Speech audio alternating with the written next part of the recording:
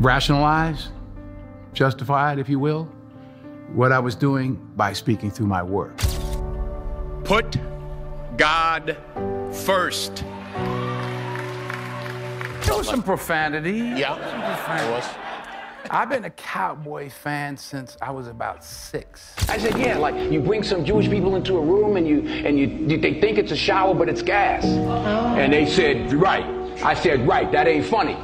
So to me, it wasn't funny. In Hollywood, only a few actors can claim to have accomplished even half of what the legendary Denzel Washington has attained. Starting from a modest start as a television actor, initially in the background, he has emerged like a phoenix to establish himself as a pioneering figure. In a realm where aspirations frequently wane, he stands as a remarkable figure, being just the second African-American actor to grasp the prestigious Oscar for Best Actor. It is in that same spirit that when he speaks on things going on in Hollywood, everyone listens. And trust me, it looks like he just dropped a major bombshell this time. It appears the renowned actor has come out to expose the rotten Hollyweird. And this time, it seems to be about a particular practice that any sane person would find repulsive. The drawbacks of this industry start from the black youngsters who are actually the carrier of their families. It is seen that since the existence of this industry, children were never protected. The most notable example was seen by Georgia Tann, a notorious baby broker known for orchestrating the illegal adoption of young people who were often taken from their biological parents. An adoption scandal that shocked the nation, a villain hiding in plain sight, and over 5,000 children whose lives would never be the same.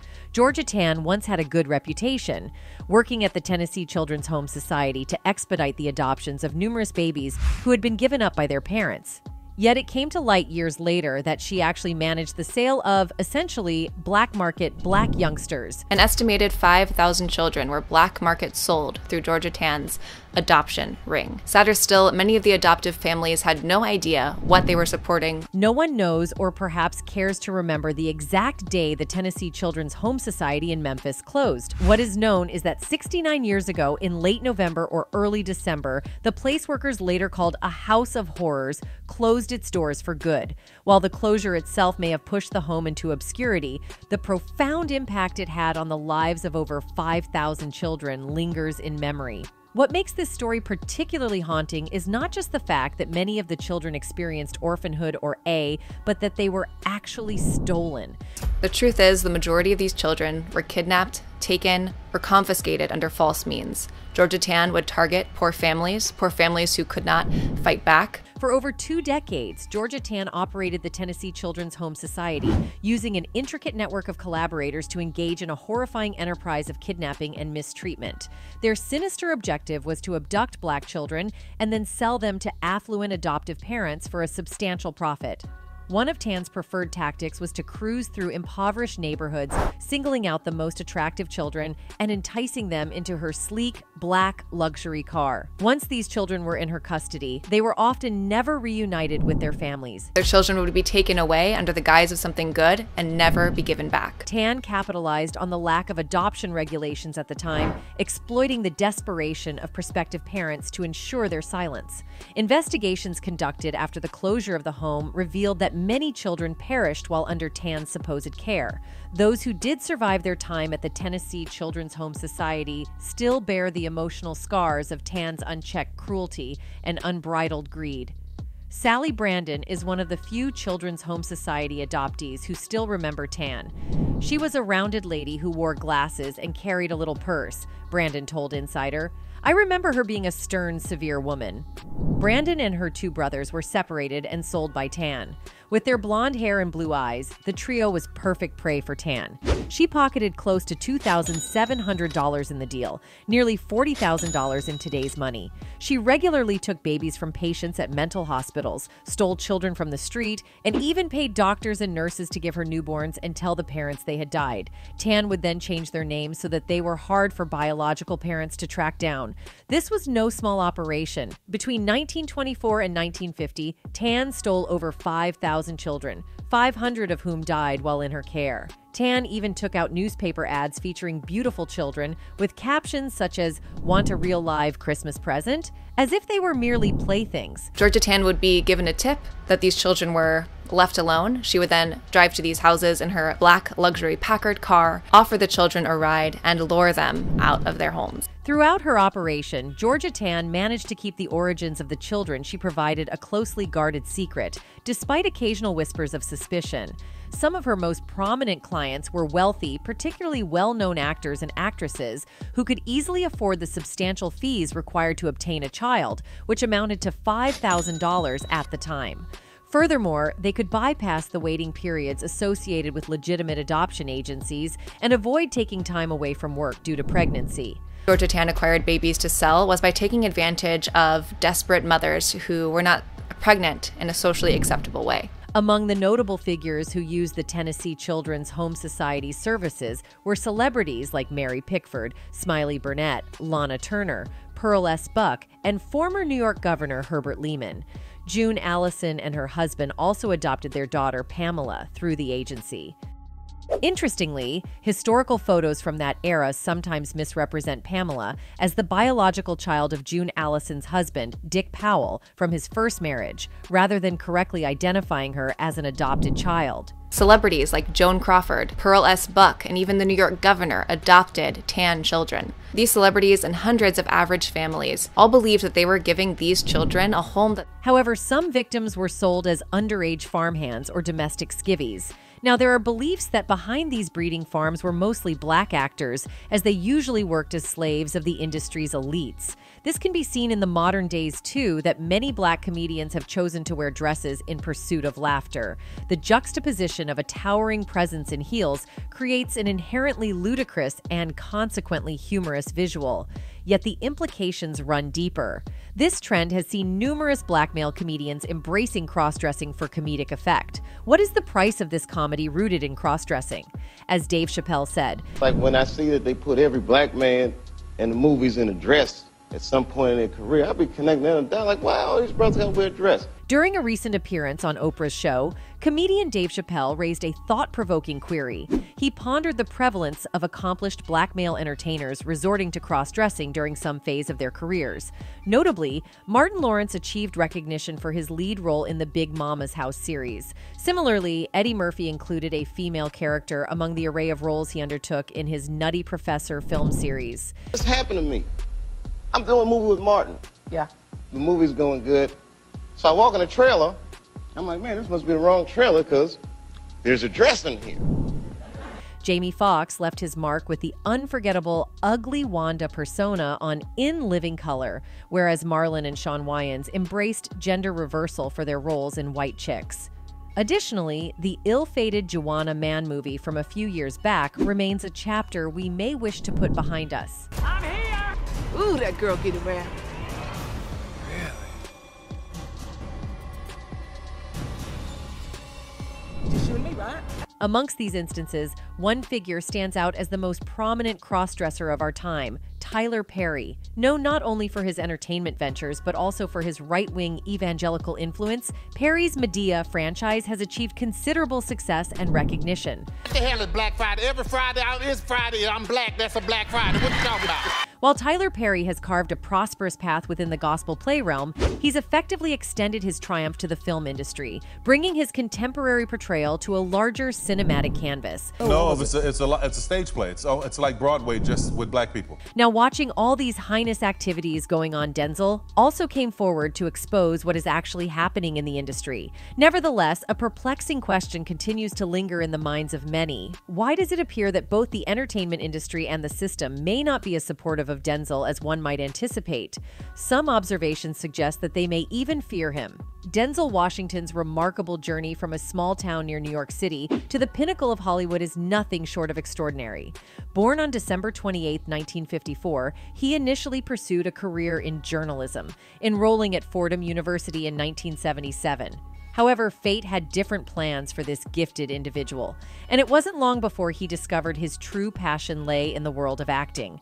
With unwavering determination, he relocated to San Francisco and honed his skills at the American Conservatory Theater. During an interview, he said, "The first thing I want to do is more theater. The second thing I want to do is direct movies. Acting in movies is now no 3 on the list. I find a lot of the movies are formulaic. I know a lot of people love them. And believe me, I'm glad they do. But I just think they've become formulaic." In the blink of an eye, Washington transitioned from an aspiring actor to a television sensation, thanks to his powerful presence and remarkable versatility. His iconic role as Dr. Philip Chandler in the medical series Saint Elsewhere held the hearts of viewers captive for a remarkable 6 years. In a riveting 2012 Times Talk interview, Washington revealed an awe-inspiring decision to decline a lucrative film role. This bold move was a result of sage advice from none other than Hollywood legend Sidney Poitier. Poitier cautioned Washington that accepting the role could drastically alter his actor brand. Washington firmly expressed to the interviewer that the film's content and premise would do nothing but perpetuate racism under the guise of comedy. He said, "I got a part in a movie in 1986. I call it The End They Couldn't K. The character, he are a white woman. They tried to electrocute him, but it didn't work and he became a cult hero. Then they tried to hang him. There were some Jewish people in the audition room who said, 'It is funny.' And I said to them, 'Yeah, it's like you bring some Jewish people into a room and they think it is a shower, but it is gas.' And they said, 'Right.' And I said, 'Right, that ain't funny.' So to me, it was not funny to put a rope around my MF neck, and I made a point. I called Sidney Poitier and told him, 'Man, they are offering me $600,000 to play the End They Couldn't K.' And he told me, 'I'm not going to tell you what to do. But I will tell you this, the first 2, 3, or 4 films you do in this business will dictate how you are perceived.' As a consequence of this wise choice, he turned down the role and patiently bided his time for approximately 6 months. One character got removed from his career. It could have gone an entirely, you never know. It could have gone, my whole career could have gone an entirely different way. Well, in a different way. Okay, Yeah. Again, there was one 90s thriller that achieved even more significant success. David Fincher's C7N, released in 1995, starring Brad Pitt and Morgan Freeman in leading roles. Interestingly, Washington was originally approached to play the role that eventually went to Pitt, that of Detective David Mills. The film's plot revolves around Mills and his partner, Detective William Somerset, as they pursue a serial killer who uses the 7 deadly sins as the basis for his crimes. As a consequence of this wise choice, he turned down the role and patiently bided his time for approximately 6 months. Eventually, the remarkable opportunity presented itself for him to assume a leading role in Cry Freedom, the 1987 biographical film revolving around the life of South African activist Stephen Biko. This pivotal film left an enduring imprint on his career, not only earning him his first Oscar nomination, but also completely altering the course of his professional life. And 7, the movie 7, the part that Brad Pitt played, they asked me first, and I just thought, this is so dark. And I saw the movie. C7N turned out to be a massive success, grossing over $327 million worldwide, making it the 7th highest-grossing film of 1995. David Fincher has since become a highly regarded director, known for films like Fight Club, The Social Network, and Gone Girl. However, when Washington was initially offered the lead role in C7N, Fincher's career was at a different stage, and he was still dealing with the disappointment of his previous project, Alien 3. Washington, unaware of Fincher's future success, made the mistake of turning down the film, believing that it wouldn't garner much attention. He recalled saying, "I just didn't think anybody was going to see it. I don't know what I made instead, I can't remember, but I turned C7 down. I guess Brad Pitt is happy about that." Although Denzel Washington starred in 3 films in 1995, Crimson Tide, Virtuosity, and Devil in a Blue Dress, none of them achieved the level of success that C7N did. Upon watching Fincher's film, Washington experienced a moment of regret and acknowledged that he had missed out on something special. In 1999, Washington earned a Golden Globe for his role in The Hurricane, the gripping true story of wrongly convicted boxer Reuben "Hurricane" Carter and his 2-decade-long incarceration. Controversy over the film's historical accuracy may have denied him the coveted Oscar win, but it only fueled his dedication to powerful storytelling. In Remember the Titans, he played Herman Boone, the coach who unified a racially divided high school football team. This was yet another chapter in a career defined by remarkable true stories. The pivotal moment arrived when Washington portrayed a rogue LAPD cop in Training Day. He was awarded the Oscar for Best Actor, making him only the second African-American actor, after Sidney Poitier, to receive this prestigious honor. I'll always be chasing you, Sidney. I'll always be following in your footsteps.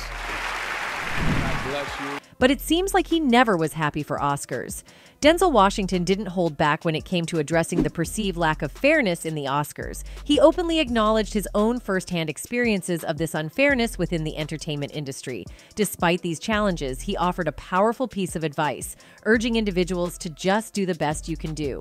When asked about the criticism surrounding the Oscars' lack of diversity, Washington shared his perspective, saying, "I've lived it. I've been the guy at the Oscars without my name being called. When my name is called, when everybody thought they were going to call my name, and they didn't." For those who believe the Academy's process is unfair, his response was resolute, stating, "Yeah, and so what? You gonna give up? If you're looking for an excuse, you'll find one." As for whether race is being used as an excuse, Washington maintained, "You can find it wherever you like. Can't live like that. Just do the best you can do." In the past 2 years, the Academy of Motion Picture Arts and Sciences faced heavy criticism for nominating only white actors in the acting categories. However, there was optimism for change this year, with several actors of color in notable films, including Fences, receiving well-deserved attention and potentially being recognized for their outstanding performances. Notably, Jimmy Kimmel highlighted that Morgan Freeman and Washington have made significant contributions to the Oscars. Anyways, showing his recklessness, Washington's prowess extended behind the camera as he made his directorial debut with the autobiographical drama Antwone Fisher in 2002. Here, he played the role of a naval psychiatrist, Dr. Jerome Davenport, alongside the volatile young sailor Antwone Fisher. Who's next? So, Dr. Davenport, sent him to the gym? While Washington often gravitated toward truth-inspired stories and racially sensitive topics, he showcased his versatility in several action-packed thrillers, including Out of Time, Deja Vu, Inside Man, and remakes like The Manchurian Candidate and The Taking of Pelham 123. In 2010, Washington took a daring leap into the action genre, starring in the R-rated post-apocalyptic epic The Book of Eli, marking a significant departure from his traditional roles. Denzel Washington's career has been an extraordinary journey, marked by his ability to transform into a diverse array of characters, from historical figures to complex individuals. He has cemented his status as one of Hollywood's most respected and versatile actors, all while boldly tackling issues of race, injustice, and human complexity on the big screen. He said, the less, the more. And I never forgot that. Less is more for an actor. That doesn't mean you're not doing anything, but I just took that approach. Denzel Washington's courage in addressing racism is truly commendable, as he has undertaken actions that few would dare to embrace. Unfortunately, he has not been immune to encountering racism, even within the entertainment industry and the world of cinema. One particularly disheartening incident surfaced when he found himself at the center of the Sony Pictures hack. Shockingly, executives within the company discussed that he should not be considered for lead roles in international films solely because of his race. This discriminatory sentiment was conveyed in emails that followed the release of his movie, The Equalizer. An unnamed producer expressed this troubling viewpoint to Sony chairman Michael Linton, prompting a discussion about the inappropriateness and offensiveness of such a comment. "I am not saying The Equalizer should not have been made or that African-American actors should not have been used. I personally think Denzel Washington is the best actor of his generation," wrote the producer. Casting him is saying we're okay with a double baseball term if the picture works. He's reliable at the domestic box office, safe, but has not had a huge success in years. I believe whenever possible, the non-event pictures, extra bets, should have a large inherent upside and be made for the right price. Here, there isn't a large inherent upside. Despite amassing a significant global box office gross of $191 million, with nearly half of all ticket sales coming from international markets, assets. The leaked emails shockingly asserted that the overseas earnings were inadequate, alluding to Denzel Washington's race as the reason. This distressing revelation serves as a stark reminder of the enduring presence of racial biases and prejudices, even in the wake of undeniable success. I believe that the international motion picture audience is racist. In general, pictures with an African-American lead don't play well overseas, the producer continued. Denzel Washington's own account further underscores the mistreatment he endured. During a conversation at TIFF, he disclosed an unsettling incident from about 3 decades ago in Boston. He and his wife, Pauletta, were in town for one of her plays, and while at their hotel, they were mistakenly assumed to be a pimp and prostitute by a group of people. This misunderstanding led to a physical altercation, prompting the involvement of security. Additionally, Washington shared that while walking to one of his wife's shows on another occasion, he was subjected to a racial slur, being called the N-word. You know, race relationships have to do with race relationships.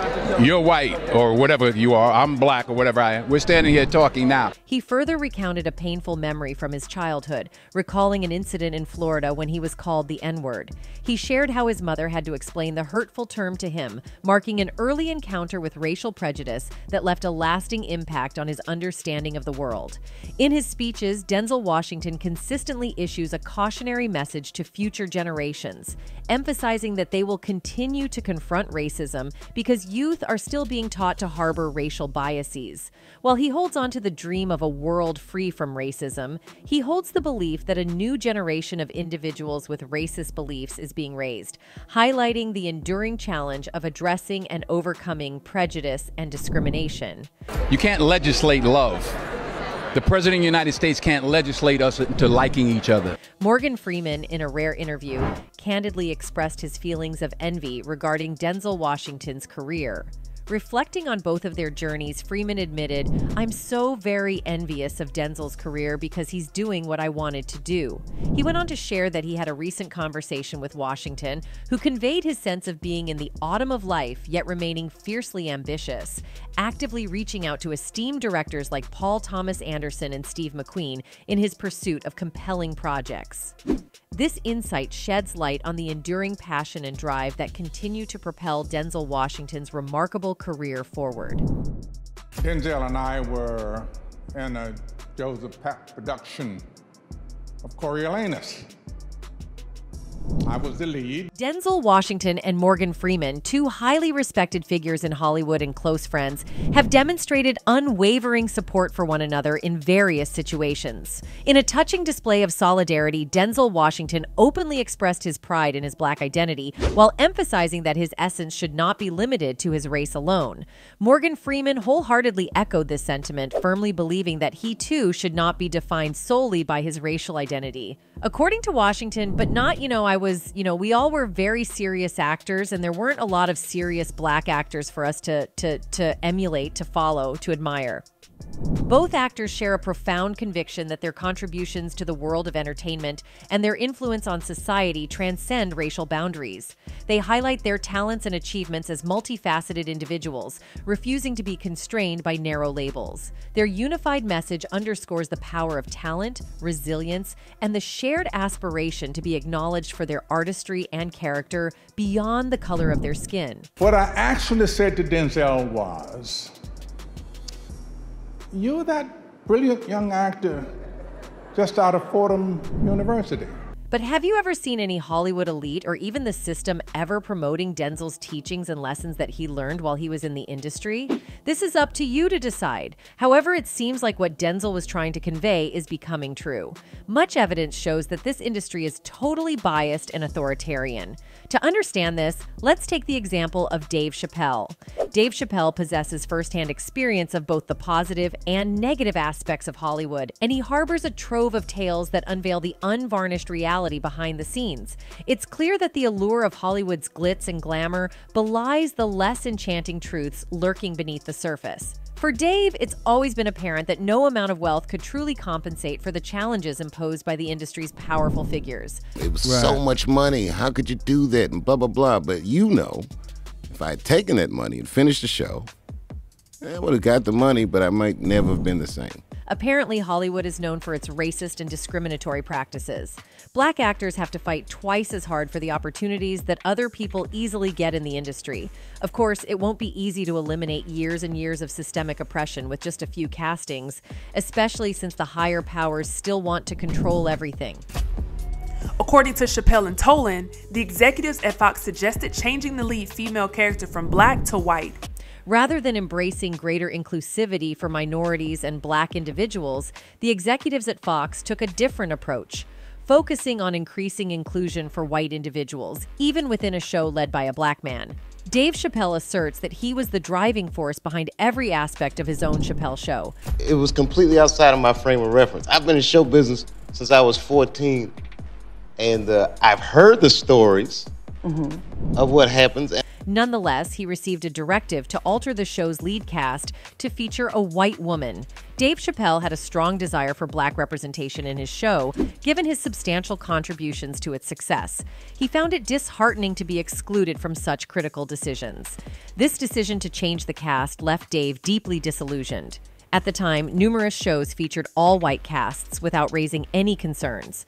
However, when a black man created a show aimed at representing his community by casting black individuals, the executives suddenly raised objections. Dave openly discussed this issue in an interview. He said, "They fly me out for a creative meeting. I'm in a room full of white people, and they proceed to tell me why we need more white people on the show, so it can have a more universal appeal." In a landscape with numerous shows targeting white audiences, Dave was pressured to reshape his show to accommodate the perspectives of white viewers. This network built itself on black viewers, and what they're saying is white people are narcissistic. They don't want to watch black people, they want to watch themselves. It tells every black artist, no matter what you do, you need whites to succeed. I felt like I was beaten up and completely degraded. It's disgusting, and it made me want to vomit. The executive producer of the show, Peter Tolan, was in full agreement with Dave's perspective. The racial biases within Fox Entertainment had deeply disappointed both Tolan and Dave. Tolan openly addressed the issue, stating, "We were trying to do a realistic depiction of Dave's life. Not a black show,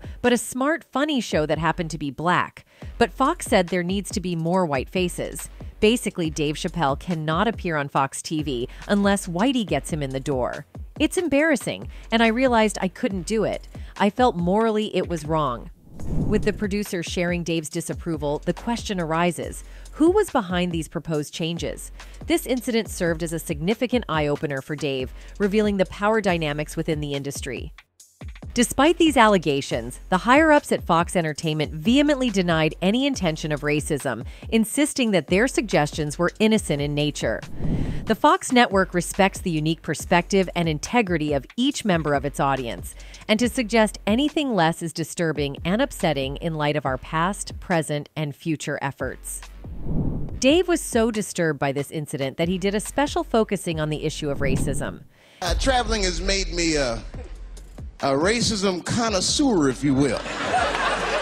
You know, it's different from region to region.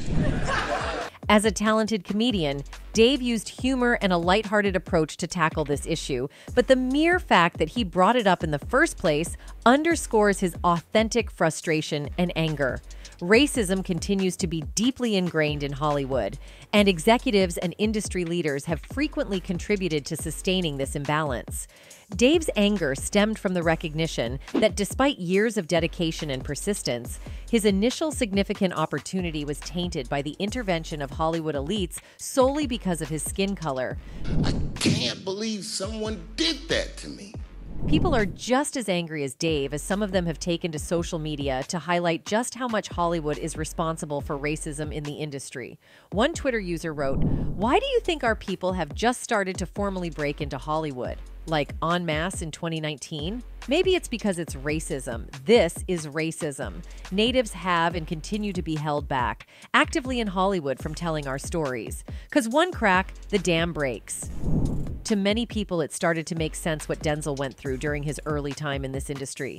One person wrote, "I love Denzel. He knows he's black, he's proud of it, and he's a terrific actor. But the difference with him is that he seems to rise above a lot of the BS that Hollywood portrays to the world. He's a realist and seems like a damn decent man. He's obviously an intellect and well-read, but talks cleverly and not hysterically. That's why people listen." The other guy, who is 59, Wow, he's got some decent genes in his family. Denzel Washington has always emphasized that a thorough understanding of cultural issues through education is paramount.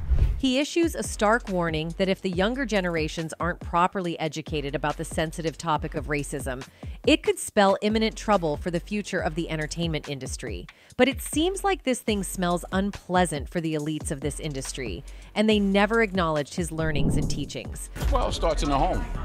You know, if the father's not in the home, the boy will find the father in the streets. Yeah, I saw it in my generation and every generation.